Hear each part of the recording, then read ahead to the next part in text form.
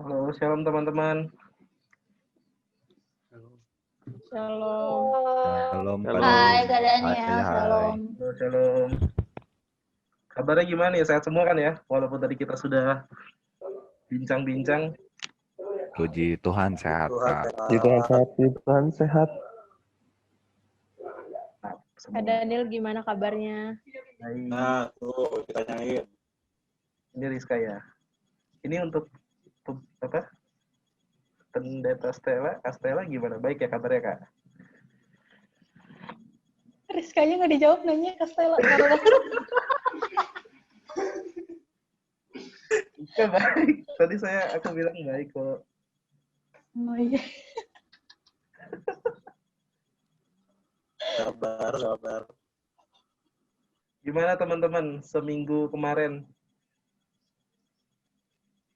Puji Ada Tuhan, ada Apanya tuh, Kak?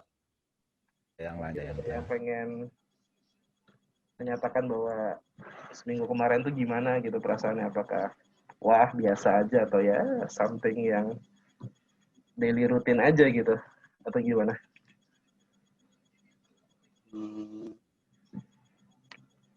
Wah,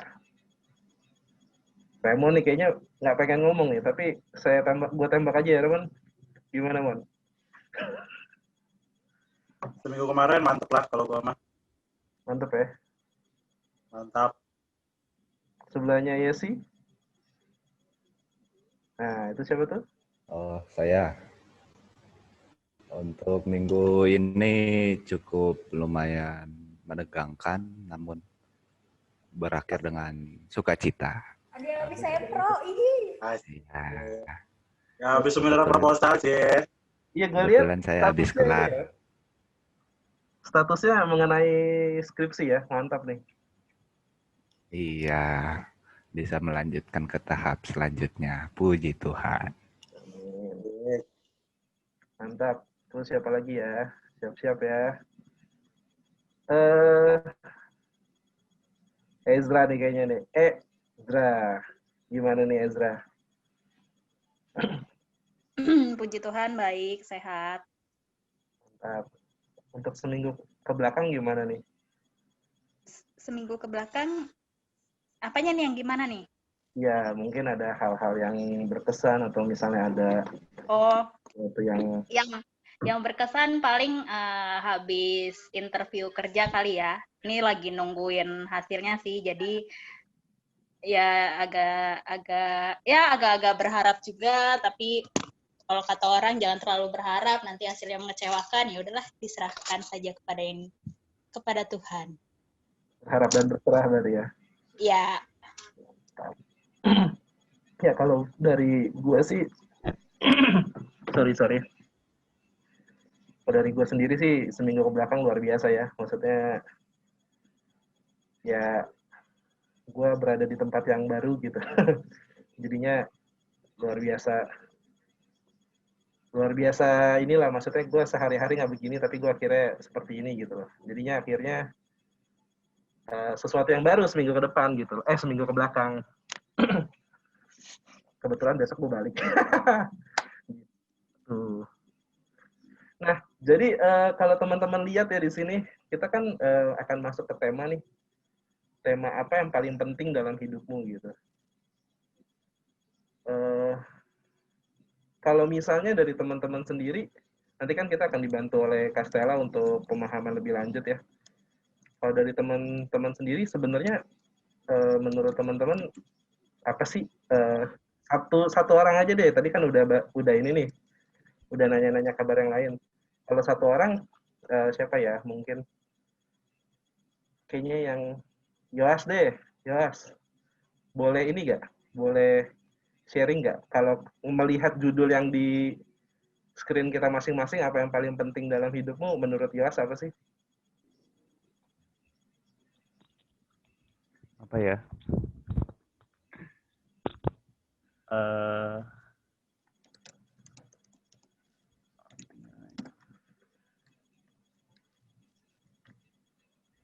Door.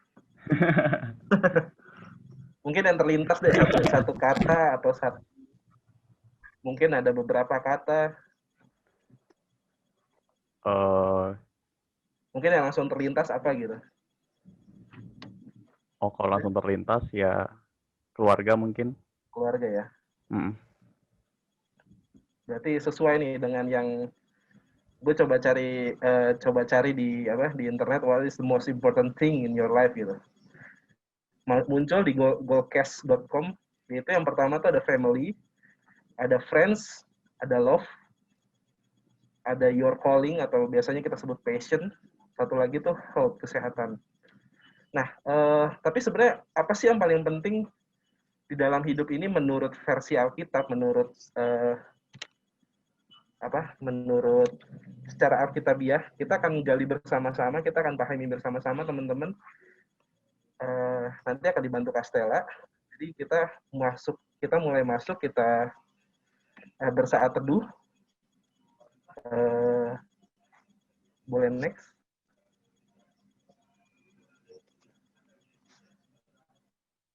Ya, teman-teman diberi kesempatan ya buat bersaat teduh.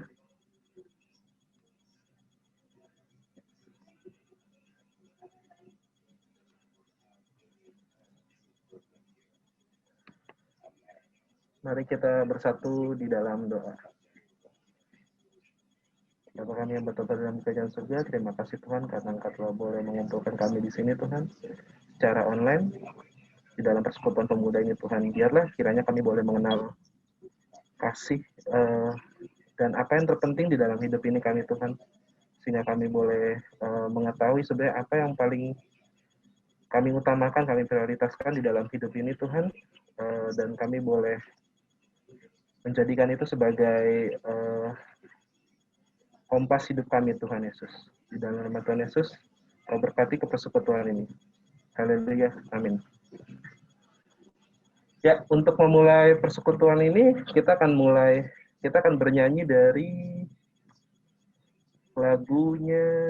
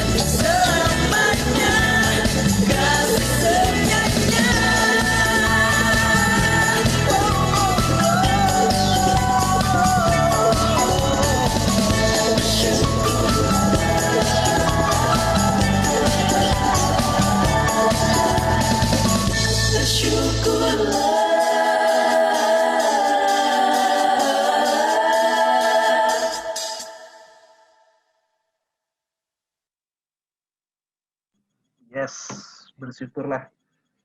Jadi memang lagu ini mengajarkan kita untuk tetap bersyukur. Bahkan mungkin teman-teman tadi udah seminggu ini udah kita jalanin. Bahkan sampai sore hari ini kita tetap bersyukur sebagaimana kita ada saat ini. Nah, teman-teman, kita akan lanjut ke pembacaan nas, yaitu diambil dari Lukas 3 ayat 11. Mungkin kita bisa baca ya. Mungkin teman-teman bisa siapin Alkitab dan Alkitabnya. Yaitu dari Lukas 3 ayat 11. Kita baca bareng-bareng aja teman-teman ya. Mungkin bisa di-unmute. Udah ketemu semuanya? Oke.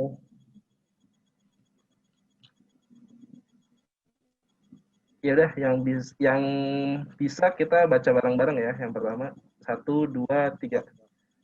Jawabannya, barang siapa Mempunyai 2 helai baju, hendaklah ia membaginya dengan yang tidak punyanya. Dan barang siapa mempunyai makanan, hendaklah ia berbuat juga demikian. Ya. Terima kasih teman-teman untuk supportnya. Jadi Lukas 3 ini kan kalau dilihat ya, oke. Mungkin untuk lebih jelasnya lagi dengan ayat ini nanti akan dibantu oleh Kak Stella. Mungkin saya bisa serahkan ke Kak Stella ya. Terima kasih. Oke, halo selamat malam semuanya. Malam, Malam, Kak. Apa kabar? Baik. Baik ya. Kita mau sama-sama berdoa dulu yuk sebelum kita bersama-sama merenungkan firman Tuhan. Mari kita bersatu di dalam doa. Hidup kami adalah hidup karena anugerah-Mu Tuhan. Dan ketika sampai malam ini, Tuhan masih memberikan kepada kami nafas kehidupan. Sungguh kami mengucap syukur padamu. Dan malam ini kami mau dengar-dengaran akan firman-Mu Tuhan. Kami mau belajar lebih lagi tentang siapa Engkau. Kami mau belajar lebih lagi tentang apa yang Tuhan kehendaki untuk kami lakukan, untuk kami kerjakan di dalam masa muda kami. Bimbing kami ya Tuhan, perlengkapi kami. Sehingga ketika kami yang terbatas ini membaca firman-Mu, mendengar firman-Mu, kami boleh dimampukan mengerti. Dan kami juga dimampukan untuk melakukan di dalam kehidupan kami setiap hari. Berkati hamba-Mu yang penuh dengan segala kekurangan, biar boleh menyampaikan firman Tuhan seturut akan kehendak-Mu. Bersabdalah kepada setiap kami, karena kami telah siap mendengarnya. Di dalam nama Tuhan Yesus Kristus, kami telah berdoa. Amin. Halo rekan-rekan, ya aku nggak bisa lihat muka kalian ya, semuanya ditutup videonya. Cuman bisa lihat in Kristo. Halo, kita pernah makan pecel lele bareng ya? Masih inget nggak? Kak Stella tuh dulu pernah praktek di karet, pernah praktek Ya, di betul. Perumnas. Cuma nggak tahu nih, ini banyak yang masih kenal atau enggak. Cuma karet itu menjadi tempat yang sangat luar biasa gitu ya, yang membentuk, yang membimbing, dan rekan-rekan semua nih, salam kenal kalau yang belum kenal. Harapannya kita semua sehat ya, dan rekan-rekan terus bertumbuh di dalam Tuhan. Tema kita hari ini, apa yang paling penting dalam hidupmu? Nah, tadi udah dibahas tuh sama Daniel ya, menurut kalian udah sempat ditanya, apa sih yang paling penting? Nah, Kak Stella mau tanya lagi. Boleh kali 2-3 orang, apa sih yang paling penting buat kalian? Tadi keluarga, oke, 1. Yang lain, apa yang paling penting?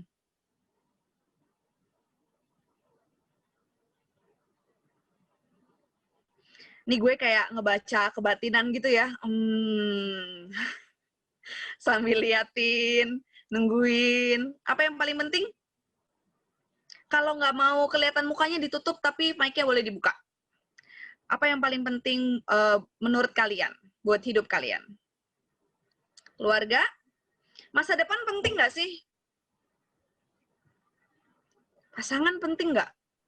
Penting, Kak, penting. Penting. Jadi banyak dong yang penting ya. Yang paling apa? Kalau disuruh menyampaikan apa yang penting, banyak pasti yang penting. Tapi yang paling penting, duit penting nggak duit? Harta, tahta, Raisa. Harta tahta Raisa, weh, luar biasa. Jangan cuy, Raisa sekarang udah nggak boleh loh. Maaf Kak, lupa. Nggak, bercanda. Jadi banyak ya sebenarnya yang penting ya. Tapi kalau mau tahu apa yang paling penting buat kita, coba nih rekan-rekan, kalian ingat-ingat apa yang paling banyak kalian doakan. Secara nggak langsung, itu mau bilang yang paling banyak kita doakan adalah hal-hal yang buat kita penting, iya nggak? Kalau buat kita nggak penting, kita nggak doain dong. Iya kan? Kalau misalnya kita seringnya doain, Tuhan, jodoh nih, misalnya gitu ya, ya berarti buat kita yang penting ya jodoh. Kalau misalnya kita paling sering doain buat masa depan, ya buat kita masa depan yang paling penting, gitu ya. Dan seterusnya. Jadi kalau misalnya kita ngomongin yang paling penting, itu sebenarnya indikatornya gampang banget. Apa yang paling sering kita pikirin, apa yang paling sering kita doain, apa yang kita harap-harap terus gitu ya, yang itu terus ada di pikiran kita, ya itu yang buat kita itu penting. Nah, dari mayoritas doa-doa kita, Kak Stella bisa yakin bahwa yang kita doakan itu semua tentang aku, iya nggak? Tuhan tolong beri kesehatan, Tuhan tolong aku diberi jodoh, Tuhan tolong aku dikasih masa depan yang indah, Tuhan tolong berkati keluargaku, Tuhan tolong, pokoknya semua tentang aku, dan aku, ya nggak? Jadi intinya sebenarnya kita tuh nggak pernah bisa lepas dari diri kita sendiri. Tapi itu baik atau enggak? Sebenarnya kalau sebagai orang Kristen kita bisa bilang keakuan itu nggak sepenuhnya baik, ya. Karena hidup kan nggak cuma tentang saya. Hidup itu juga tentang kita, ya. Hidup itu nggak cuma tentang aku, tapi tentang kita, kamu, ya. Nah, kita hari ini mau sama-sama bahas lagi, lebih dalam lagi. Jadi sebenarnya apa yang harusnya menjadi yang paling penting kalau bukan aku. Kak Stella mau minta tolong, kita mau studi kasus nih rekan-rekan. Kak Stella mau bagi dalam 3 kelompok. Jadi Kak Stella ceritain dulu, nanti kita break room ya. Jadi rekan-rekan ceritanya, di GKI Karet Perumnas itu punya mobil gereja nggak sih?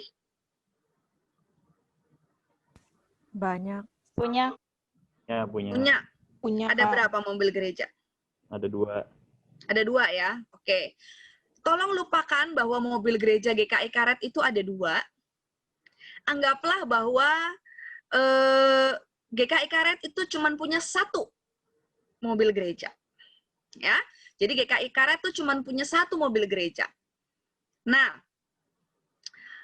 di GKI Karet itu kan ada banyak komisi. Nanti kita akan membagi diri, ada yang menjadi bagian dari komisi pemuda, ada yang menjadi bagian dari komisi lansia, contohnya doang nih pembagiannya. Komisi lansia, ada juga yang menjadi bagian dari komisi perkunjungan. Jadi nanti kita mau bagi jadi 3 kelompok.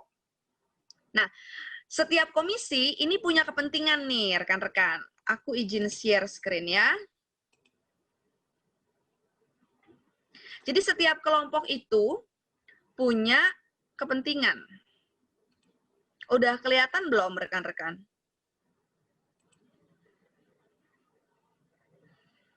Udah ya? Nah, jadi setiap kelompok itu punya kepentingan nih. Ada komisi pemuda. Komisi pemuda ini meminjam mobil gereja, karena mobilnya cuma satu nih ya rekan-rekan, pinjam mobil gereja untuk mengikuti acara kebaktian gabungan. Kebetulan ada acara klasis di luar kota, jadi butuh pakai mobil gereja. Yang pertama kali pinjem itu komisi pemuda. Ya, tapi pada saat yang sama, komisi lansia itu juga butuh mobil gereja karena harus mengantar lansia yang rumahnya jauh. GKI Karet kan ada GKI Kota Bumi itu ya, yang jauh. Nah, butuh nih ngantar lansia karena rumahnya jauh, udah gitu udah tua lagi kan. Lalu ternyata masalah itu bertambah ketika mengetahui bahwa ternyata komisi perlawatan itu udah terlanjur janji mau mengunjungi jemaat yang terbaring sakit di rumah sakit. Jadi udah ada yang janji juga nih di komisi perlawatan ya. Bayangkan rekan-rekan, jadi setiap komisi punya kepentingan ya. Apa yang akan dilakukan setiap komisi untuk mencapai tujuan mereka? Nanti kita mau bagi jadi 3 kelompok, pembagiannya diserahkan kepada siapa tadi, Rizka ya? Jadi kita nanti bagi jadi 3 kelompok, kita break room 5 menit cukup kali ya rekan-rekan. Jadi setiap kelompok nanti akan mendiskusikan kira-kira kalian mau gimana, gitu ya. Komisi pemuda apa yang akan kalian lakukan? Karena kalian butuh nih. Tapi kan ada komisi lansia, ada juga perlawatan. Nah, komisi pemuda yang pertama. Lansia, kalian juga akan diskusi. Kalian mau gimana? Kalian nih yang paling dituakan nih, gitu ya. Apakah kalian harus diprioritaskan komisi lansia? Nah, komisi perlawatan juga sama. Ini udah janji loh, karena janji adalah utang, ya. Jadi harus ditepati, harus datang ke rumah sakit. Mobilnya cuma 1. Kalian mau gimana? Nah, ada keterangannya, rekan-rekan. Gereja kita, anggaplah GKI Karet, itu gereja yang kecil, jadi makanya mobil gerejanya cuma 1. Dan strata ekonominya menengah ke bawah, jadi nggak bisa tuh yang kayak misalnya komisi pemuda, oh yaudah deh pinjem ke mobilnya Bapak Anu, misalnya gitu ya. Nggak bisa, karena jemaatnya nggak ada yang punya mobil. Jadi mobil ini nih isu sentral gitu ya, yang dibutuhkan semua komisi di hari yang sama. Nah, kira-kira mau gimana nih? Kita mau diskusi ya. Monggo Rizka boleh dibagi siapa di kelompok komisi pemuda, siapa di kelompok komisi lansia, siapa di kelompok komisi perlawatan. Jadi nanti kita ketemu lagi di sini, di lobi kita, di yang utama, itu 5 menit. Ya. Oke. Kita mau dengar hasil diskusi dari komisi pemuda dulu ya. Kelompok yang komisi pemuda, siapa jubirnya? Kak Laura. Monggo, monggo. Oh, dari komisi pemuda duluan ya, Kak? Iya, boleh. Komisi pemuda dulu ya. Singkat, padat, jelas. Oke. Jadi selamat malam Bapak dan Ibu semuanya. Oh ya Bapak. Jadi dari Komisi Pemuda, karena mobil yang hanya dipakai itu cuma satu-satunya dan harus berbagi, kami kasih solusinya. Kami nganterin komisi lansia duluan ke rumahnya. Kemudian untuk komisi pelawatan nanti kami bagi jam pemakaiannya. Misalnya tim pelawatan mau pakai di jam berapa gitu kan, tergantung urgensinya sih gitu. Kalau acara klasis sih udah pasti kan. Cuma mungkin nanti salah satu komisi bisa minta maaf untuk datang terlambat gitu. Misalnya nanti tim pelawatan jam jenguknya khusus di jam sekian sampai jam sekian, terus acara klasis sudah mulai dari jam berapa, nanti salah satu ada yang mengalah gitu. Gitu. Cuma kalau tadi sih komisi pemuda pakai duluan di acara klasis, nanti pulang duluan untuk mobilnya dipakai lagi sama komisi. Jadi mobil habis nganter, balik gitu ya? Habis nganter lansia, dipakai ke klasis, acara klasis, terus nggak nyampe selesai, mungkin acara klasis pulang, baru dipakai lagi sama komisi pelawatan. Kalian Komisi Pemuda keluar kota loh. Iya ya. Berarti kami sewa Vin Diesel buat bawa mobil. Kan kalau keluar kota susah tuh balik sehari. Oh iya. Gimana? Pembalap nanti yang bawa. Atau mungkin komisi pelawatan bisa pakai duluan sih. Pokoknya nanti diatur lah jamnya. Gampang lah, cincai lah. Jadi kalian merelakan nggak nih kalau... Oke. Jadi kalian intinya sih kalau yang tadi kalian mau mengalah ya. Mau ngalah dipakai lansia dulu kan? Iya, Kak. Iya nggak? Betul. Oke. Ngalah. Kalau komisi lansia gimana? Komisi lansia siapa jubirnya? Remon yang ngomong, Kak. Ya hadir. Oke, kalau kita Gimana, dari Mon? lansia, kalau kita karena kita isinya Mana Opoma Mandiri ya. batuknya? Karena kita Opoma Mandiri, jadi Oke. kita udah punya uang kas. Jadi kita tidak mau, bukannya tidak mau sih, kita lebih menghargai karena teman-teman pemuda udah pinjam duluan. Jadi kita berinisiatif menggunakan uang kas untuk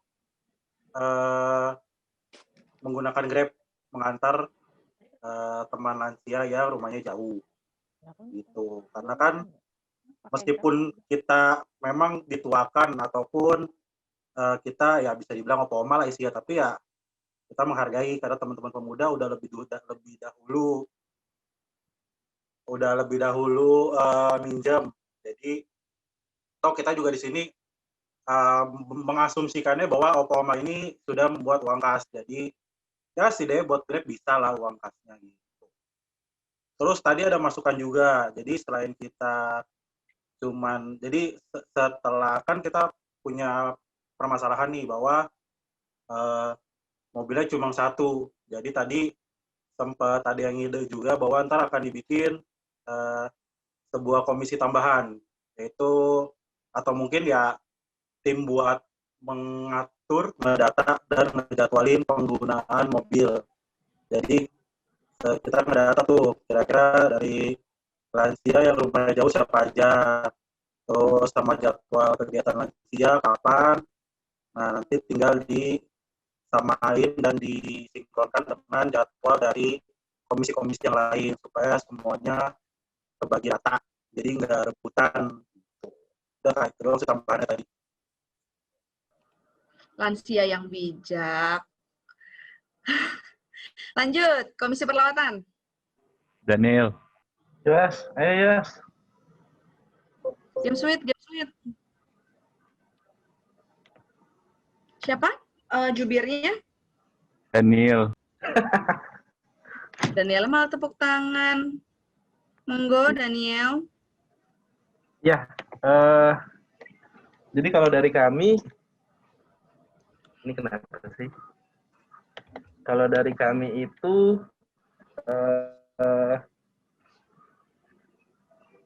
kita tadi mikirnya mendahulu. Kita tetap yang paling utama adalah si ini Kak.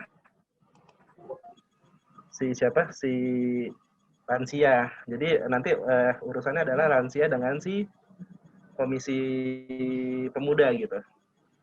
Nah, dari sisi kitanya gimana? Nggak perlu, maksudnya gini, misalnya kan tadi mungkin dengan adanya mobil yang bisa ikut lebih banyak, tapi dengan tidak adanya mobil kendala ini, jadi kita paling hanya 1-2 orang, hanya perwakilan saja. Nanti mungkin bisa rembukan juga, misalnya mau sumbang apa, atau misalnya dengan kita kumpulan dana nih urung-urungan ya. Nah itu jadinya untuk supaya perwakilan ini bisa sampai ke rumah sakit dengan tepat waktu sih, entah itu pakai apa gitu. Jadi maksudnya ya udah kita kan kita berkorbannya di situ. Jadi yang lainnya tetap bisa jalan dengan normal, terus bisa tetap jalan dengan baik. Gitu sih paling. Terus buat komisi yang lain paling kita tadi tetap. Ada lagi? Gitu.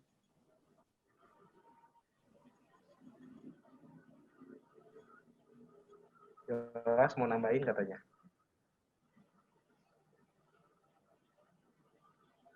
Cukup. Cukup?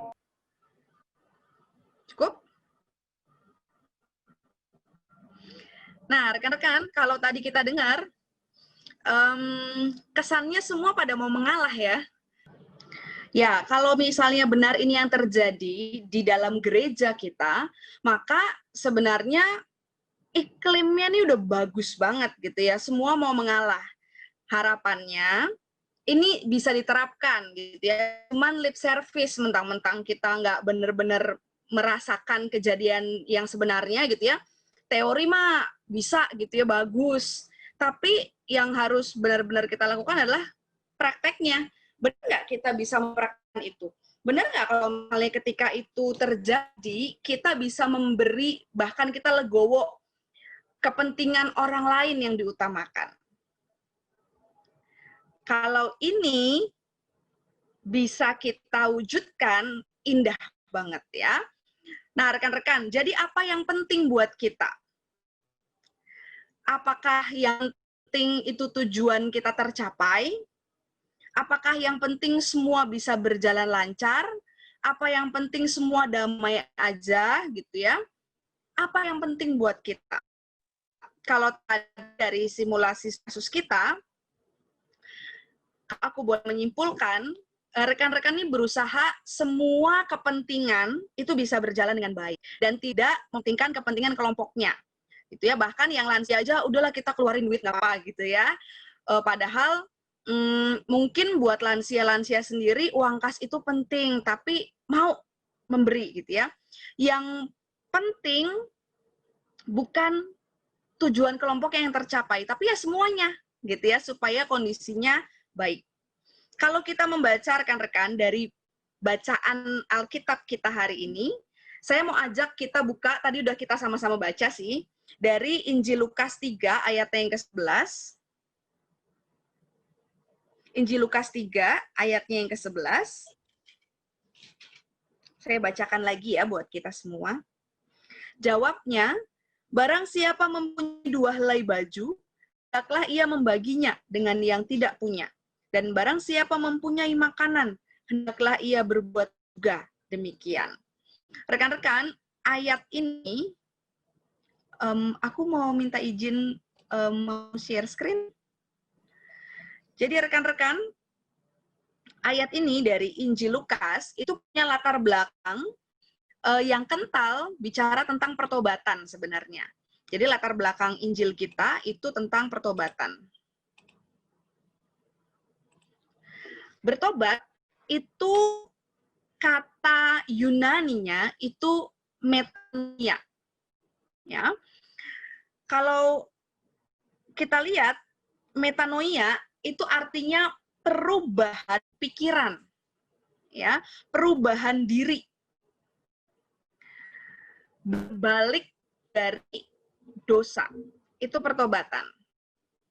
Alkitab memberitahu kita bahwa pertobatan yang sejati akan menghasilkan perubahan di dalam hidup kita. Perubahan apa? Perubahan pikiran, perubahan tingkah laku, perubahan hati, ya.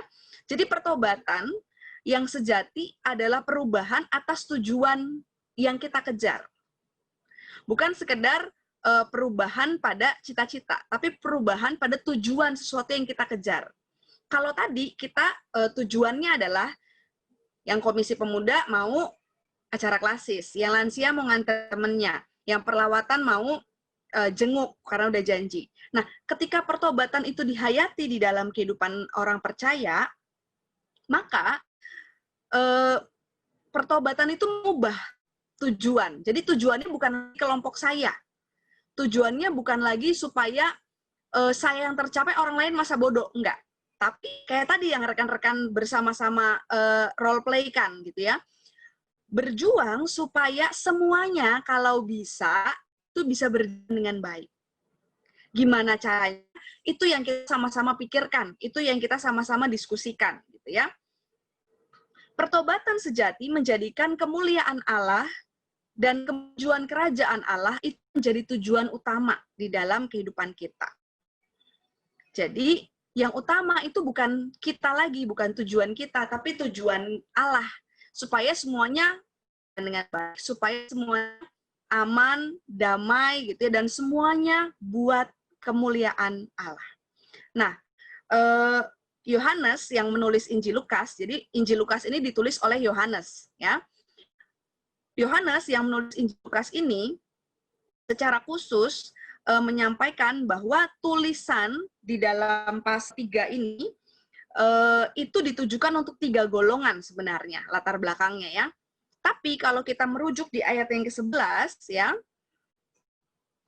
golongan yang dimaksud ini golongan pertama, golongan orang banyak. Jadi Yohanes menyampaikan kalau orang itu sudah bertobat ya, maka orang banyak yang bertobat ini harus melakukan ini. Apa yang harus dilakukan? Kalau kamu punya 2 helai baju, maka kamu berbagi kepada yang tidak punya. Kalau kamu punya makanan, kamu juga berbagi. Kamu juga berbuat demikian. Artinya Yohanes mau bilang kalau kita ada orang-orang yang sudah bertobat, ya yang sudah ditarik kembali kepada Kristus, berbalik dari gaya hidup kita yang lama, yang sudah diubahkan pola pikirnya, tindakannya, maka kita perlu mengubah arah dan gaya hidup kita. Nggak lagi mentingin diri kita sendiri. Nggak lagi mentingin, pokoknya tujuan saya yang harus tercapai. Enggak, harus berubah. Hidup kita itu harus bisa jadi hidup yang berbagi. Tujuannya bukan lagi aku, tapi kita. Tadi ya, seperti yang aku sudah sampaikan di depan. Tujuannya bukan lagi tentang saya, dan saya, tapi tentang kita.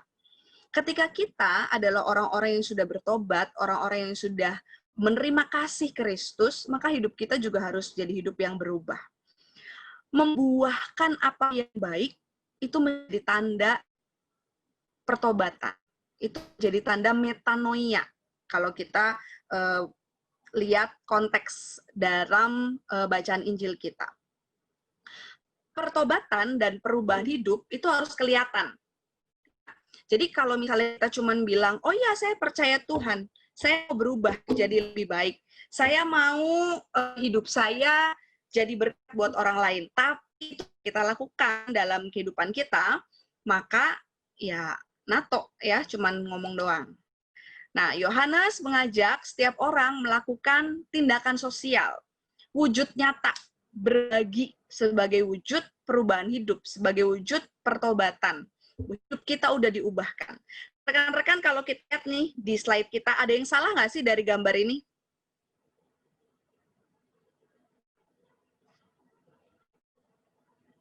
Boleh ada yang komen?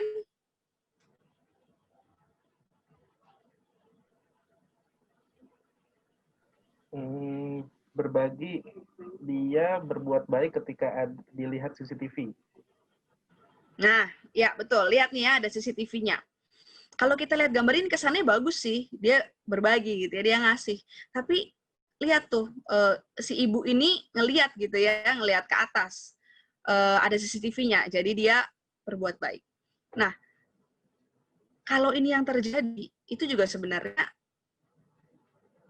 tindakan berbagi yang kita lakukan, itu nggak dilandasi oleh kasih yang tulus. Padahal, ketika kita mengaku bahwa kita udah bertobat, kita sudah berubah pola pikir kita, tindakan kita sudah ditebus, maka perubahan yang harusnya terlihat itu perubahan yang tulus. Perubahan yang tidak didasari oleh embel-embel, dilihat orang, supaya dipuji orang, supaya dihargai orang. Itu harusnya nggak jadi bagian kita gitu. Kita mau berbagi, kita mau mewujudkan kasih, kita mau mewujudkan perubahan hidup yang berdampak karena ya memang kita menghayati itu yang menjadi tujuan kita gitu. Itu yang menjadi sikap yang harus kita lakukan dalam kehidupan kita. Jadi rekan-rekan, kalau saat ini kita ditanya lagi apa yang paling penting dalam hidup kita sebagai umat yang sudah ditebus oleh Allah, kita nggak lagi menjawab yang paling penting itu di saya, fokus saya, tujuan saya. Enggak. Tapi kalau sekarang ditanyakan, apa yang paling penting dalam hidup kita? Yang paling penting adalah ketika kita mengerti tujuan hidup kita itu untuk mewujudkan kasih Kristus. Mewujudkan perubahan hidup yang berdampak buat orang-orang di sekitar kita. Karena ingat, saat kita adalah orang-orang yang sudah bertobat, sudah diubahkan, sudah diselamatkan, maka hidup kita nggak boleh lagi jadi hidup yang mementingkan diri sendiri. Fokus kita nggak boleh lagi pada hanya saya, gitu ya. Yang paling penting adalah ketika kita menyadari tujuan hidup kita bukan lagi tentang saya, tapi tentang kita, tentang dia, gitu ya, bukan lagi tentang diri kita sendiri. Hidup kita seharusnya menjadi tentang Kristus. Ya, jadi kita menyertakan Kristus, mengundang Kristus untuk menjadi nahkoda utama dalam tujuan kita, yang terpenting di dalam hidup kita. Sekarang saya mau ajak kita buka dari Roma, surat Roma 11 ayatnya yang ke-36. Surat Roma 11 ayat yang ke-36. Saya akan baca buat kita semua. Segala sesuatu adalah dari Dia dan oleh Dia dan kepada Dia. Bagi Dialah kemuliaan sampai selama-lamanya. Sebab segala sesuatu, sudah ya. Sebab segala sesuatu adalah dari Dia dan oleh Dia dan kepada Dia. Bagi Dia kemuliaan sampai selama-lamanya. Nah, rekan-rekan, hidup kita itu hidup karena kasih Allah. Kalau bukan karena kasih Allah, maka kita nggak hidup sampai sekarang. Kita adalah orang-orang yang berdosa yang harusnya dihukum. Tapi karena kasih, maka kita bisa ada sampai sekarang. Maka harusnya Roma ini menjadi landasan atau dasar hidup kita. Hidup yang kita jalani, hidup yang karena kasih Allah ini harus kita persembahkan kembali untuk Allah. Kita melakukan segala sesuatu, kita mengerjakan segala sesuatu bukan buat kita, tapi buat Allah, buat kemuliaan Allah. Dari Dia, oleh Dia, kepada Dia.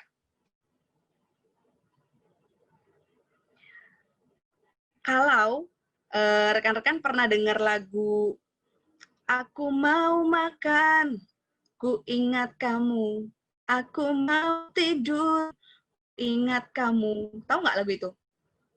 Itu zamannya kalian nggak sih? Tahu, Kak. Kayaknya gue tua banget ya. Hah? Tahu. Tahu Kak, Tahu ya? Banyak yang tahu juga kan di sini. Banyak yang tahu ya. Nah, lagu itu kan menceritakan kita mau makan, kita ingat. Kita mau tidur, kita ingat. Kita mau ngapain aja, kita ingat. Nah, harusnya ketika kita berelasi dengan Allah, itu juga harus kayak gitu. Jangan hanya berelasi dengan orang yang kita sayang gitu ya, kita kayak gitu. Tapi karena kita udah menyadari, kita hidup tuh karena Dia loh. Maka harusnya hidup kita tuh kayak gitu. Apapun yang kita lakukan, apapun yang kita kerjakan, kita ingat sama Tuhan. Bahkan kita melakukan semua buat Tuhan. Paulus menyatakan segala sesuatu berasal dari Allah. Kita nih yang sekarang, kalian kalau lihat cermin gitu ya, kita yang sekarang ini bisa seperti ini itu karena Tuhan. Itu artinya Tuhanlah sumber. Tuhanlah alasan segala sesuatu yang ada di dalam kehidupan kita. Keluarga kita, yang tadi bilang keluarga kita yang terpenting, keluarga kita yang utama, itu juga karena Tuhan. Maka harusnya tujuan kita, hidup kita, itu juga yang kita berikan buat Tuhan. Yang kita lakukan, yang kita kerjakan, itu buat Tuhan. Tapi kalau kita ingat nih rekan, apa sih hukum yang utama dan yang terutama? Itu kan mengasihi Tuhan Allah dengan segenap hati, jiwa, akal budi, dan juga mengasihi sesama, ya, itu hukum yang terutama. Nah, di sini kita belajar kalau yang utama dalam hidup kita itu Allah, ya kan? Tapi kalau kita bilang kita mengasihi Allah, yang utama dalam hidup kita itu Allah, dan kita tidak bisa mengasihi sesama kita, itu bohong. Kenapa? Karena kita nggak bisa mengasihi Allah yang tidak kelihatan kalau kita sama sesama yang kelihatan aja, kita nggak bisa mewujudkan kasih. Jadi bohong karena gimana kita bisa mengasihi Allah yang nggak kelihatan? Sedangkan kepada sesama yang kelihatan aja, kita nggak bisa mewujudkan kasih. Ya, jadi kalau kita ngomong, yang utama tuh Allah. Ya, semua buat Allah. Tujuan hidup saya tuh Allah. Tapi sama orang yang kelihatan, kita nggak bisa ngasihi, bohong namanya, gitu ya. Karena, rekan-rekan, kalau kita lihat nih, Yesus pernah bilang, apa yang kamu lakukan untuk saudaraku yang paling hina ini, kamu melakukannya untuk aku. Ya, jadi di situ Yesus mau bilang, kalau kita sama orang-orang sekitar kita nggak bisa mewujudkan kasih, maka ya sama Allah itu lebih nggak mungkin. Tapi kalau sama orang yang kelihatan nih sama kita bisa mewujudkan kasih, ya orang itu menjadi perwujudan wajah Allah, ya, wajah Allah dalam sesama kita. Nah, kita mau belajar bahwa kasih itu harus kita wujudkan kepada sesama kita. Kalau kita mengasihi Allah, ya kita mewujudkannya kepada sesama. Dengan apa kita mewujudkan kasih? Kalau Injil Lukas tadi bilang dengan belajar berbagi. Ya. Berbagi itu rekan-rekan, kalau kita punya duit mah gampang. Ya kan? Berbagi kalau kita lagi kelimpahan mah gampang. Tapi bisa nggak kita berbagi kalau kita sendiri lagi susah? Nggak mudah. Berbagi itu nggak gampang. Membagi kepentingan kayak tadi ya, kepentingan kan ada 3 kelompok kepentingan. Membagi kepentingan bukan kepentingan saya yang utama itu juga susah. Bagus tadi rekan-rekan bisa bijak gitu ya, membagi dan juga mewujudkan supaya semuanya bisa tercapai. Nah, berbagi dalam kehidupan kita itu menjadi satu proses yang harus terus kita godok. Berbagi itu bukan sebuah proses yang instan. Kita perlu belajar untuk bisa berbagi. Situasi sekarang nih rekan-rekan, di era yang sekarang, COVID-19, kita bisa nggak belajar berbagi? Di tengah banyak orang yang dipus kerja, bahkan mungkin sekarang kita juga lagi cari kerja gitu, bisa nggak kita belajar berbagi? Mungkin kita nggak bisa berbagi dana yang besar gitu ya, tapi kita bisa berbagi lewat hal-hal yang bisa kita kerjakan dan lakukan loh. Misalnya, jatah makan kita sisihkan sedikit. Gitu ya. Kita belajar berbagi. Kita bisa berbagi ide kalau misalnya kita lihat ada teman kita yang lagi kesusahan. Atau ada banyak hal yang bisa kita lakukan sebagai wujud bagi, gitu ya, wujud kasih kita. Karena kita mengasihi Allah, kita wujudkan kepada orang-orang yang kita lihat. Nah, rekan-rekan, yang sering kali terjadi adalah gini nih, kita lihat orang, lalu kalimat yang keluar dari mulut kita itu kasihan ya.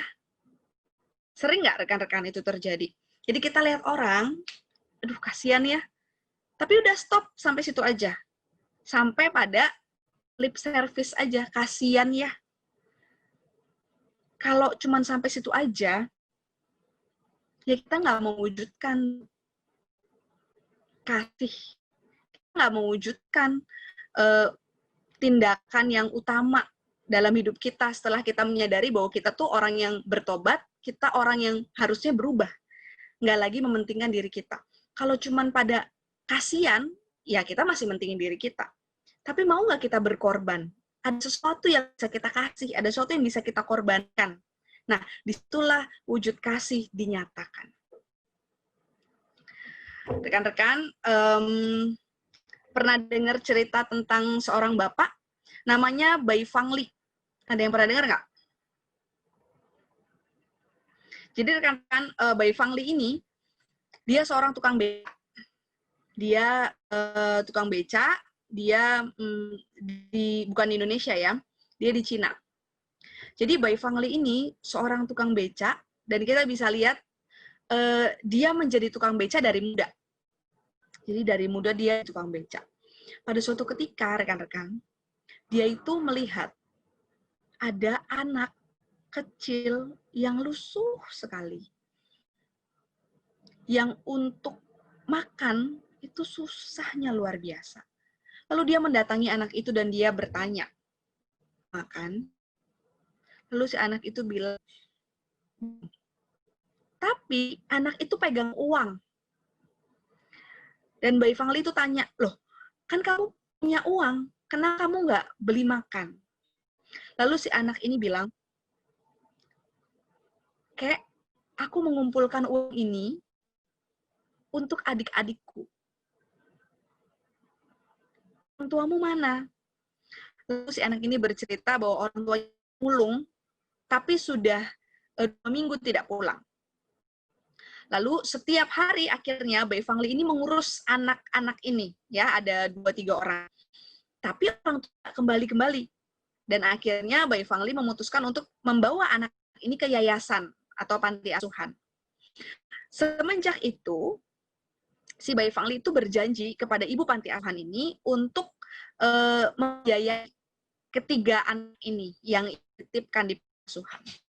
Ia mengayuh becaknya, ia berusaha sekuat tenaga untuk mendapatkan uang yang cukup supaya ia dan anak-anak yang ia titipkan di panti itu mendapat cukup makanan, supaya dia bisa kasih uang gitu ya ke panti. Terus ia lakukan itu.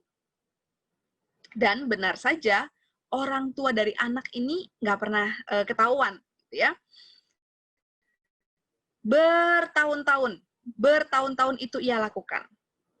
Dan kalau melihat ceritanya, si Bayi Fangli ini membiayai panti asuhan itu puluhan tahun.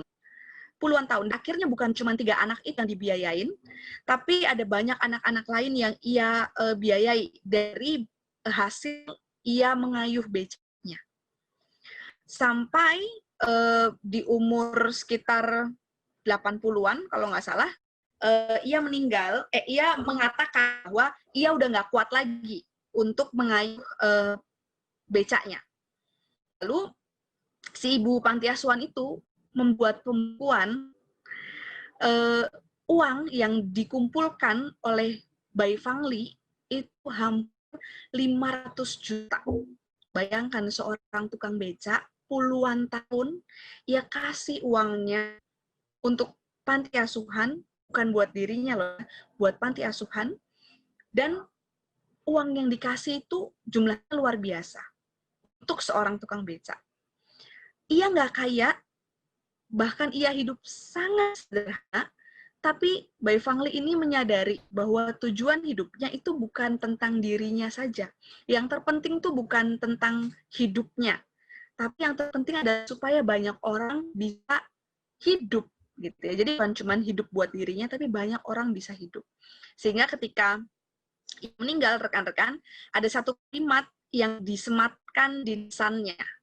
Sebuah cinta yang istimewa untuk setiap orang yang luar biasa. Ini katanya filosofi yang ia pegang gitu. Jadi ia mau hidupnya itu menebarkan cinta, menebarkan kasih, supaya setiap orang itu juga bisa merasakan kasih. Dan ia menganggap setiap orang itu luar biasa. Bisakah kita dalam hidup kita yang masih muda ini gitu ya, dalam hidup kita yang masih mengejar banyak hal nih yang mau kita kejarkan dalam hidup kita karena kita masih muda, kita tidak memfokuskan diri pada cuman saya, tapi hidup untuk aspek yang lebih luas. Gitu.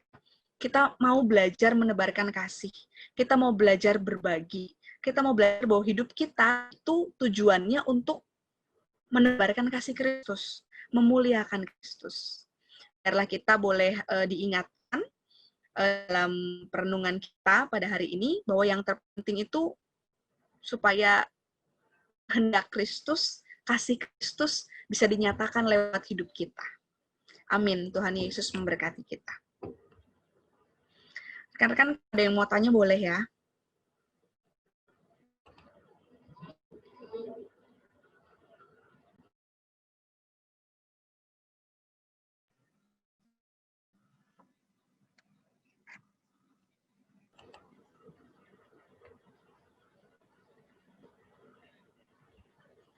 Ada yang mau tanya, rekan-rekan mungkin ada yang kurang jelas.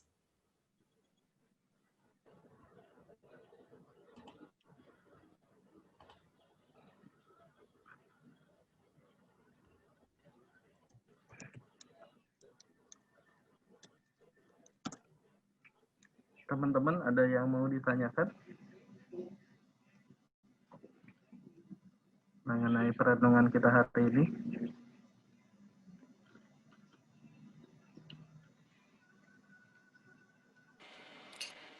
Tidak, kayaknya sih kalau dari Kak, aku memang, halo, halo. Halo, iya. ya mungkin nanti sewaktu memang di saat itu ada suatu kayak gitu kejadian, mungkin ya itu semoga kita bisa mengaplikasikannya gitu ya. Tapi terkadang sih gini, kalau yang saya juga kadang melihat gitu ya, kalau bukannya membela pemuda sih, cuman kami anak-anak muda ini pastinya mengalah gitu ya, mengalah posisinya. Kalaupun ada ini pasti kita ya udah jalan sendiri, mengalah dan nggak mau ada keributan karena ada sesuatu gitu. Tapi gimana sih Kak, aku mau tanya gitu. Tapi gimana sih terkadang melihat kejadian atau melihat sesuatu yang kita tuh udah yang ngalah, tapi tuh kayaknya kok orang lain kok kayaknya nggak ini ya, nggak mengerti, nggak saling memahami ya gitu. Kalau dalam teorinya kan memang ya saling memahami, saling mengerti gitu. Cuman sewaktu pengaplikasikannya, kalau sebagai pemuda nih biar nggak diem aja gitu. Dan bisa sebenarnya ada yang salah, ada yang nggak benar gitu. Gimana cara kita sih sebagai pemuda bisa memberitahu, menegur gitu ya. Karena posisinya kan pemuda tuh di bawah, maksudnya sama yang tua pasti ya agak merasa nggak enak gitu ya. Cuma sebenarnya kalau dibiarkan gitu kayaknya, oh kok gitu ya gitu. Padahal di gereja gitu sih. Agak sulit juga kalau aku rasa ya kalau ada di kejadian kayak gitu, dan apalagi kalau ada hal yang terus-terusan gitu kejadiannya. Sebagai pemuda nih, posisinya pemuda, kadang kita mau menegur yang lebih tua, kita juga agak segan, dan sebenarnya kan harusnya kita juga bisa memberi nasihat teguran atau gimana ya. Jadinya kalau pemuda sih jatuhnya ya diem aja atau kadang ya udah gitu. Padahal kan sebenarnya nggak kayak gitu juga kan kayak, atau gimana sih gitu. Oke. Aku mau tanya dulu nih konteksnya. Ini konteksnya dalam gereja atau dalam kehidupan sehari-hari? Dalam gereja lebih sensitif dalam kehidupan sehari-hari lah. Gitu. Kalau dalam gereja, ya coba dua-duanya aja deh Kak. Oke. Ya, kalau dalam kehidupan sehari-hari berarti kan yang konteks yang lebih tua, maksudnya tua ya? Iya. Ini rada-rada beda sama tema kita ya. Oke. Kalau misalnya dalam kehidupan sehari-hari, kita sebagai anak nih, ada yang menurut kita salah, kita pastikan rada sungkan ya, apalagi yang tua. Apalagi kalau misalnya orang tua kita tipe orang tua yang otoriter, yang bener itu orang tua gitu ya. Kalian mah masih anak bawang gitu. Kalian mah masih belum makan asam garam kehidupan, biasanya orang tua bilang gitu. Nah, yang bisa kita lakukan adalah cara kita menyampaikannya.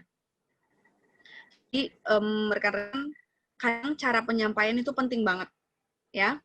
Dalam ilmu psikologi, orang itu sebenarnya basically semua orang itu nggak ada yang mau terima kritikan, nggak ada yang mau terima masukan.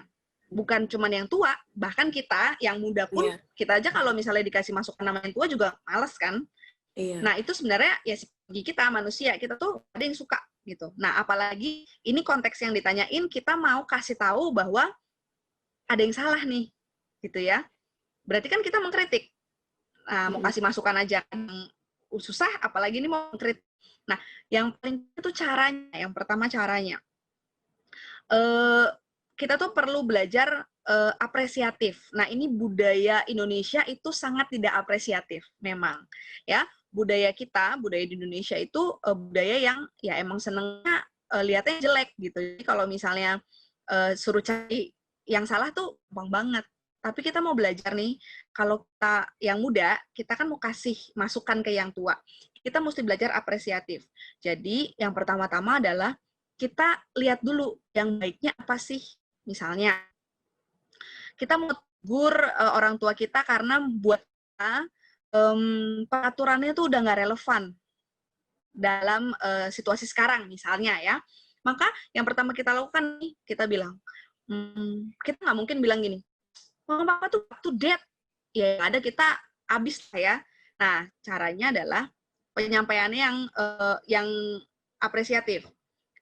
Ma, pa, aku tuh tahu bahwa mama papa tuh mau yang terbaik buat aku. Makanya segala peraturan-peraturan dibuat itu pasti buat kebaikanku.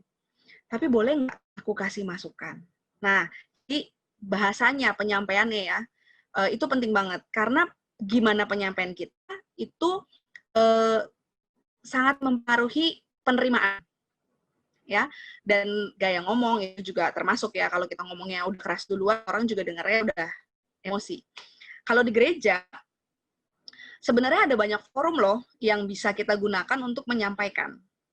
Mungkin kita juga bisa minta atau bisa sampaikan ke pendeta, ya, atau ke ketua komisi. Kita kalau personal susah, personal lebih sensitif, ya kita sampaikan kepada orang-orang atau komisi-komisi yang lebih berwenang. Misalnya ada masalah personal antar kita sama ibu siapa, bapak siapa, main musik misalnya, udah kita hubungin komisi musik yang bertanggung jawab gitu ya, supaya aspirasinya bisa didengar. Jadi sebenarnya caranya gitu. Menjawabkah? Atau ada yang cara penyampaiannya? Yes, cara penyampaiannya. Dan tanya rekan-rekan, nada suara kita nih, nada suara kita itu tuh penting banget. Jadi misalnya ya, Kastela ngomong gini, siapa misalnya Raymond, gimana sih lu? Itu nadanya tinggi, ya. Tapi beda sama ini, Mon, boleh nggak Kastela menyampaikan sesuatu? Nah, itu nadanya rendah. Nah, katanya orang kalau dengar nada yang tinggi, itu amigdalanya kita. Amigdala tuh salah satu pusat respon di amigdala kita tuh merespon cepat, menganggap itu sebagai ancaman, ya. Maka biasanya respon kita langsung naik. Gitu. Iya. Thank you, Kak. Oke. Tadi kayaknya email raise hand deh. Iya, Kak, email, Kak. Oh, Kak. Halo, email. Kamu email yang dulu aku pernah kenal bukan ya? Habisnya nggak bisa lihat muka sih. Iya, mohon maaf. Di sini juga jaringan agak jelek. Tapi betul, yang dulu kakak pernah kenal Rambutnya ya. panjang bukan? Iya, sekarang masih panjang. Oke, gimana Mel? Aku cuma pengen, tadi sempat agak bias ya, menurutku sih Kak. Boleh tolong jelasin lagi sebenarnya, tadi kakak sempat ada statement tujuan hidup kita itu Allah. Boleh maksudnya tolong dielaborasin sedikit tujuan hidup kita itu Allah. Seperti apa sih, kenapa Allah itu sebagai tujuan hidup kita? Maksudnya bentuk yang seperti apa yang memungkinkan Allah itu menjadi tujuan hidup kita gitu. Oke. Ya, jadi kita biasanya itu kan kalau misalnya ngomongin fokus hidup, fokusnya tuh diri saya, ya kan? Nah, sebagai orang-orang yang sudah bertobat, konteksnya kita ngomongin konteks bacaan ya. Sebagai orang-orang yang sudah bertobat, orang-orang yang sudah diubahkan pola pikirnya, hatinya, sikapnya, maka menjadi fokus bukan lagi tentang diri kita saja. Tapi harusnya yang menjadi fokus adalah gimana supaya hidup saya itu bisa memuliakan Tuhan, mewujudkan kasih Tuhan, menampakkan pekerjaan-pekerjaan Tuhan di dalam kehidupan kita, gitu. Jadi apa yang kita lakukan, apa yang kita kerjakan itu bukan cuma buat kita sendiri, Mel, tapi buat Tuhan. Contohnya, kita nih kalau misalnya sekolah, ya, tujuannya buat apa? Supaya saya punya masa depan yang indah, ya kan? Supaya saya jadi orang, supaya saya bisa punya banyak hal yang bisa saya raih gitu ya. Nah, itu tujuan dalam artian kita belum diselamatkan gitu ya, jadi tujuannya saya. Tapi kalau misalnya kita udah diselamatkan, harusnya ketika kita sekolah, ketika kita kerja, kita raih semuanya, kita kembalikan lagi buat Tuhan. Jadi yang dimuliakan tuh Tuhan. Kalau kita kerja jadi dokter, kita jadi dokter buat nolong orang, supaya kita banyak uang, itu maksudnya. Jadi fokusnya beda ya. Kalau kita jadi dokter, ya yang kita lakukan itu benar kita mau hidup kita itu buat Tuhan. Ya udah Tuhan pakai kita. Jangan istilahnya jadi dokter tapi ya jadi dokter kan banyak duit kayak gitu. Tujuannya buat memperkaya diri sendiri. Tapi ketika ada orang yang benar-benar butuh gitu ya, kita bisa bilang, aduh nggak bisa nih, saya juga ada kepentingan. Nah, kalau kayak gitu berarti kan tujuan utamanya diri kita gitu. Tapi kalau tujuan utamanya Tuhan, ya apapun ketika orang itu butuh, kan orang itu adalah perwujudan Allah dalam diri sesama gitu ya. Ya kita mengutamakan karena kita lihat orang yang butuh itu juga menjadi wujud Allah dalam diri sesama kita gitu. Jadi kita mau melakukannya.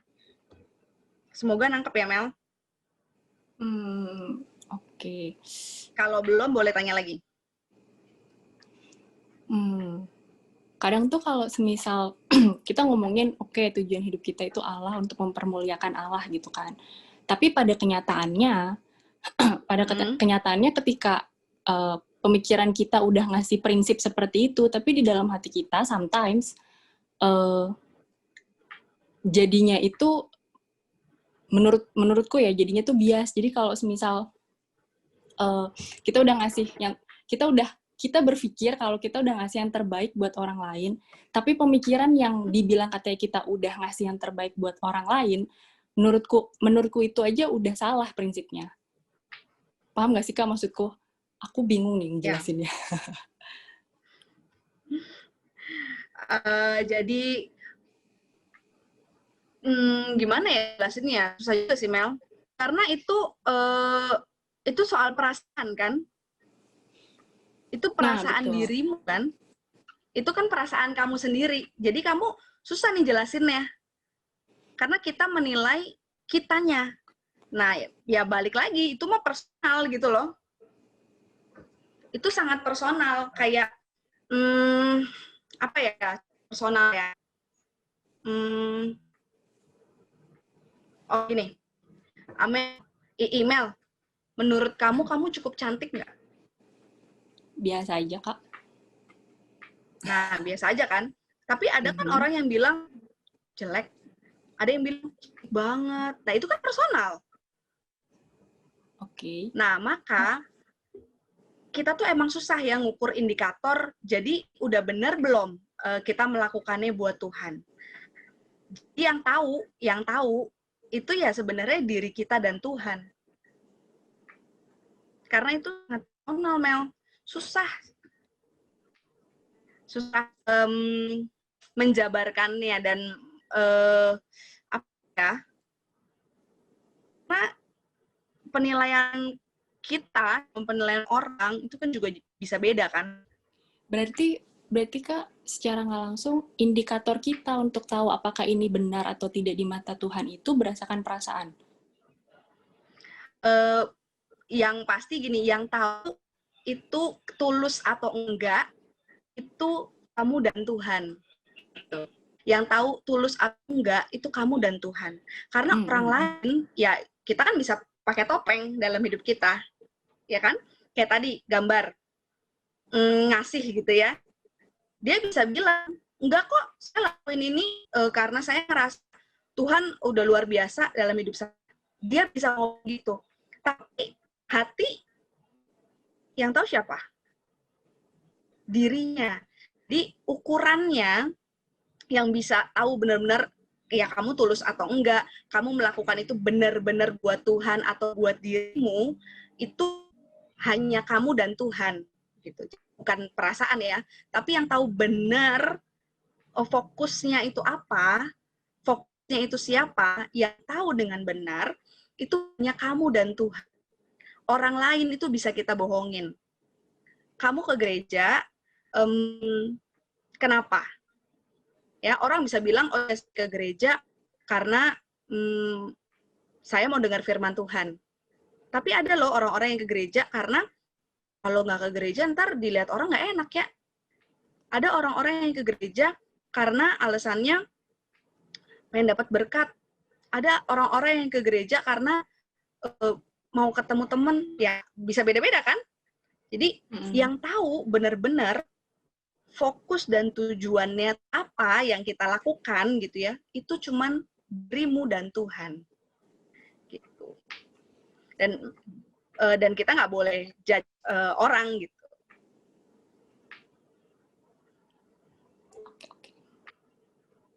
Oke Kak, terima kasih. Thank you, Mel. Sudah Kak, sudah. Terima kasih. Ada lagi rekan-rekan?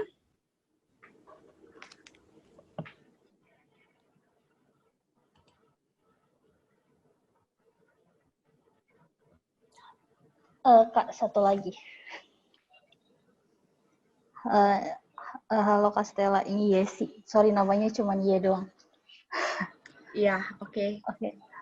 Mungkin pertanyaan aku Agak lebih keras kayak boleh, gini. Yes. Oh ya, pertanyaan aku gini. Kan ketika Kakak bilang kalau kita sudah mengaku bertobat, tujuannya Allah. Tapi ada rasa kadang kita ngaku nih, diri kita Tuhan kita udah bertobat gitu.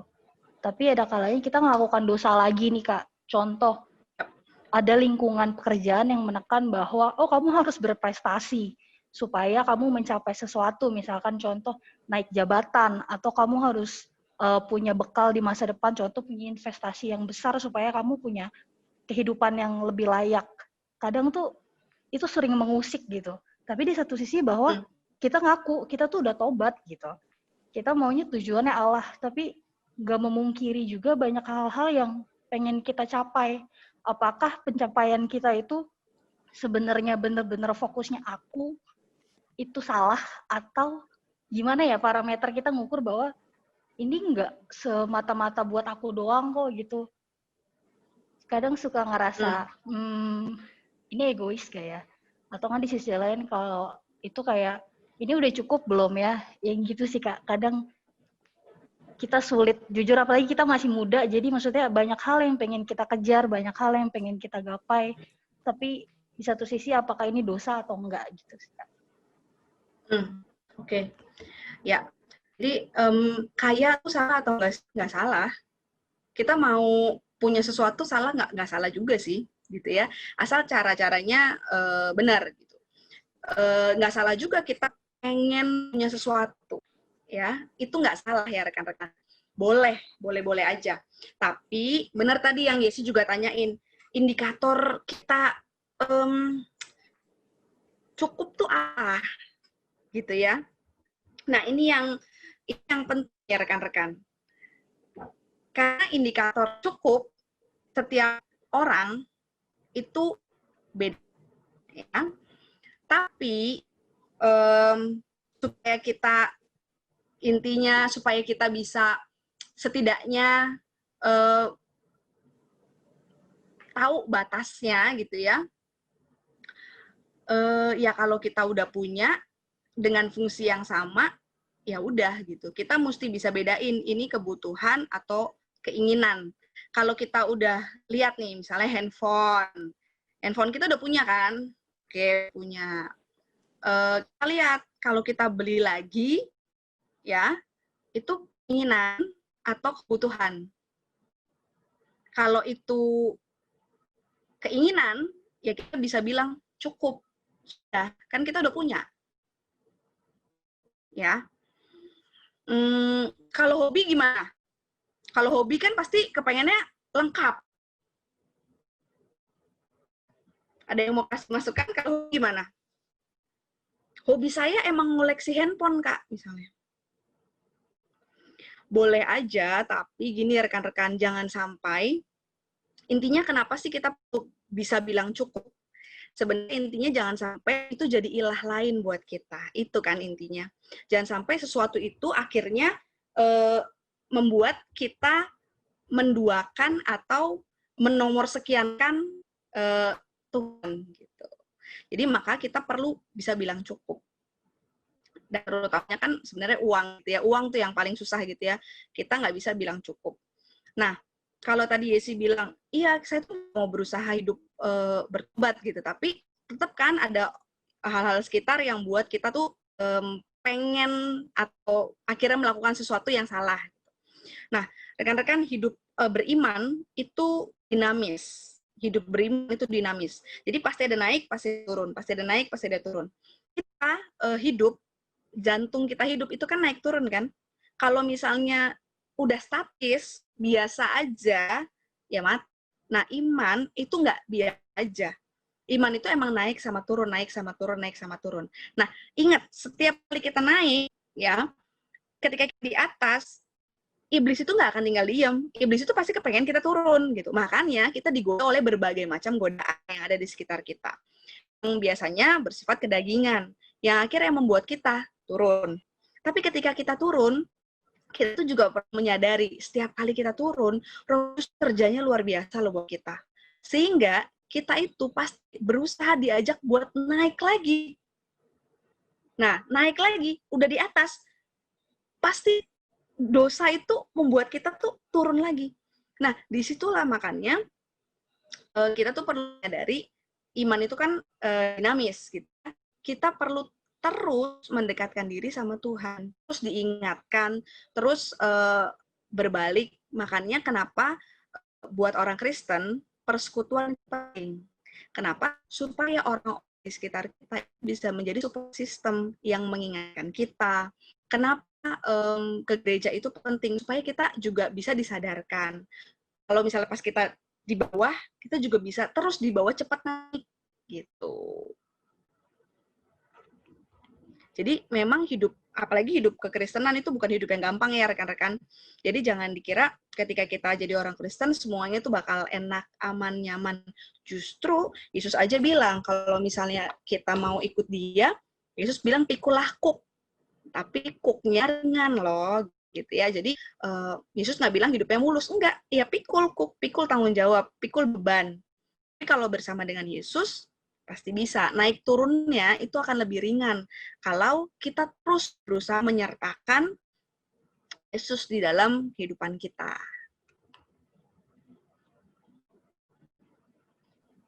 Oke, Kak. Thank you. Terima kasih untuk pedomannya.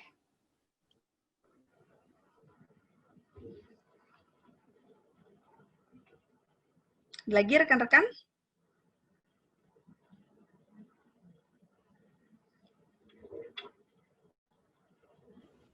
Ada lagi teman-teman? Sepertinya sudah Kak Stella, terima kasih untuk sharingnya. Ya teman-teman, paling tadi saya bantu summary ya. Jadi memang yang kita boleh dapat renungkan pada malam hari ini adalah kita harus memfokuskan diri kita terhadap Allah, sehingga kita boleh ya intinya tadi kita boleh kita bertobat dan mengganti arah tujuan hidup kita adalah kembali ke Allah gitu. Karena kan pertobatan artinya adalah mengubah jalan hidup kita, mengubah pikiran kita dan hati kita untuk tertuju hanya kepada Allah. Sehingga dari situ diharapkan dan bukan diharapkan ya, kita berusaha untuk bagaimana pertobatan itu terlihat ya dari buah-buahnya gitu, dari buah-buah yang kita hasilkan di setiap kehidupan kita sehari-hari. Seperti itu kurang lebih mungkin yang bisa summary-nya. Kita akan masuk ke, mungkin bisa dibantu oleh operator.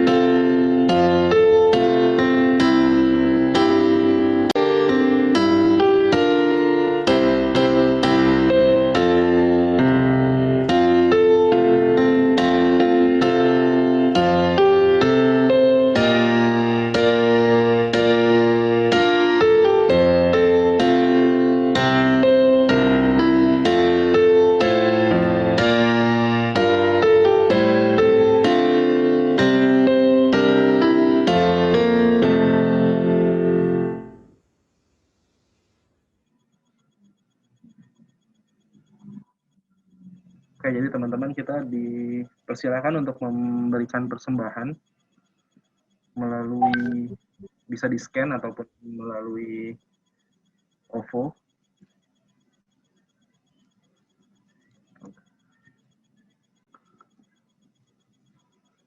Oke, kita next ya. Kita akan masuk ke doa syafaat. Kak Stella dimohon untuk kesediaannya. Rekan-rekan, mari kita bersatu di dalam doa.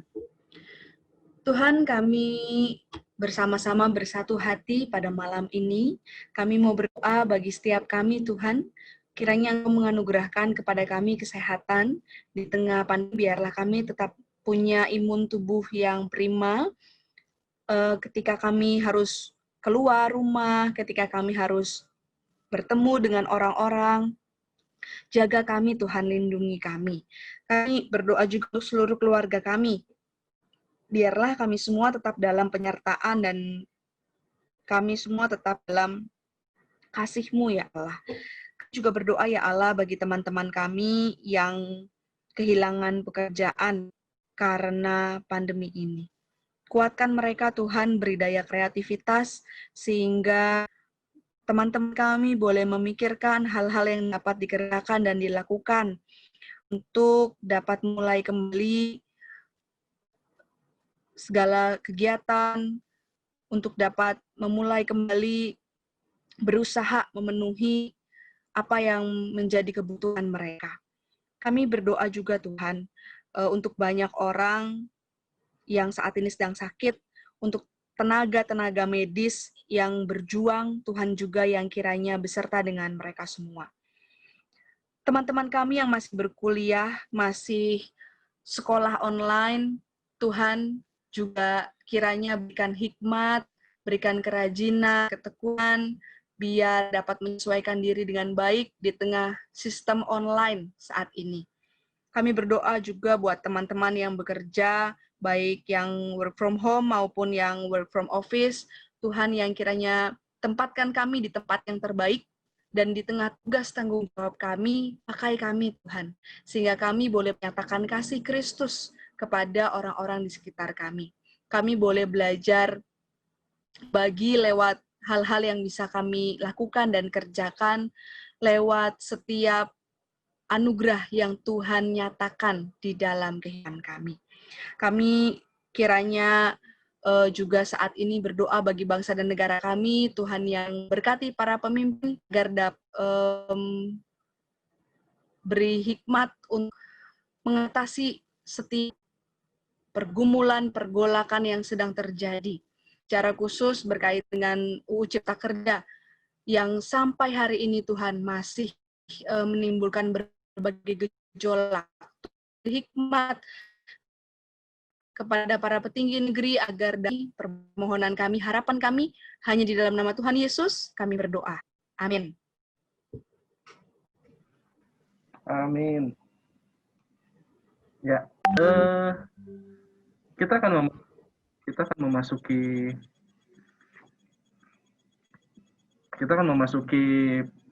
lagu penutupan. Semoga apa yang boleh kita renungkan hari ini, kita boleh dengarkan hari ini, bisa menjadi ini ya teman-teman ya, bisa nggak cuma didengerin masuk kuping kanan keluar kuping kiri, tapi juga bisa ya kita masukkan ke dalam hati, itu menjadi supaya dia boleh bertumbuh di dalam diri kita masing-masing. Jadinya kita akan menjadi pribadi yang lebih baik, pribadi yang mempunyai karakter seperti Allah. Oke, untuk masuk ke lagu penutupan, kita akan menyanyikan lagu Hati Sebagai Hamba. Silakan.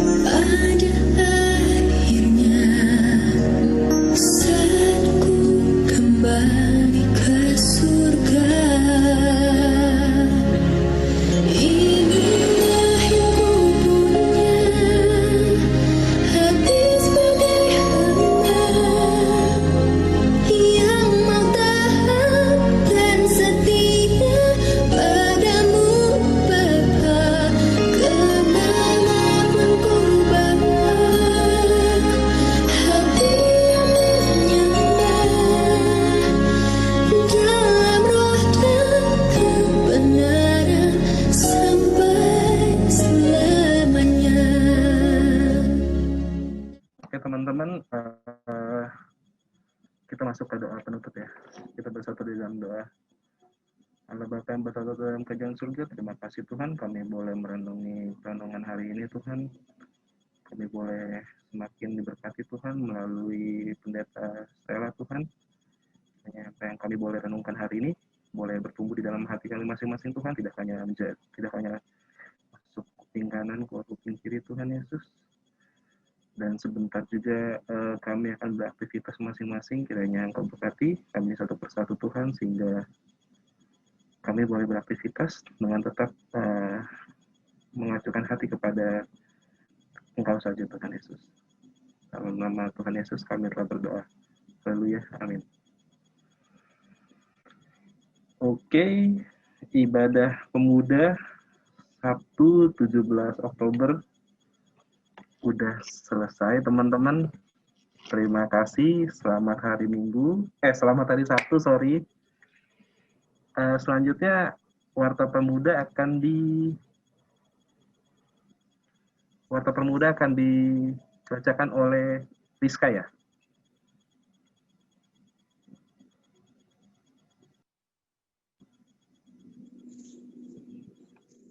Halo. Teman-teman, aku izin live dulu ya. Kak Yesi. Oh, oke Kak Stella, dadah. Thank you.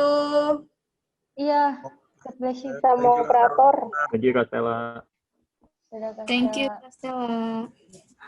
Dadah. Oke, Warta Pemuda. Kedengeran nggak sih suara saya? Kedengeran nggak? Kedengeran. Oh ya, kedengeran. Sorry. Selamat hari Sabtu, teman-teman semua. Selamat hari Sabtu. Sabtu Ya. ya.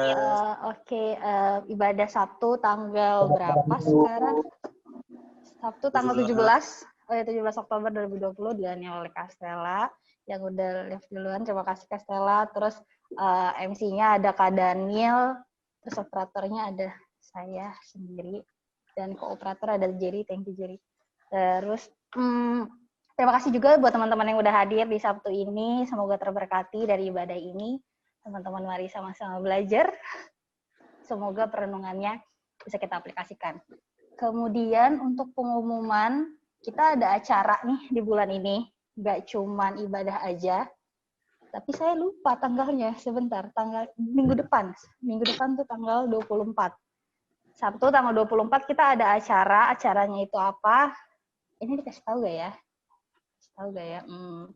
Tunggu posternya aja biar nanti saya salah sebut bahaya. Tunggu posternya aja. Kita ada acara apa Sabtu depan? Yang pastinya kan pada bosen ya, kita agak-agak party sedikit, cuman partinya virtual. Nanti ada apa aja isinya ditungguin juga aja terus dari tadi. Ditunggu. Yang pasti ini acara baru. Seperti itu. Mungkin ada tambahan lagi dari teman-teman? Dari tim ibadah ada? Ada tambahan? Enggak? Oke, cukup. Sekian pengumuman untuk hari ini.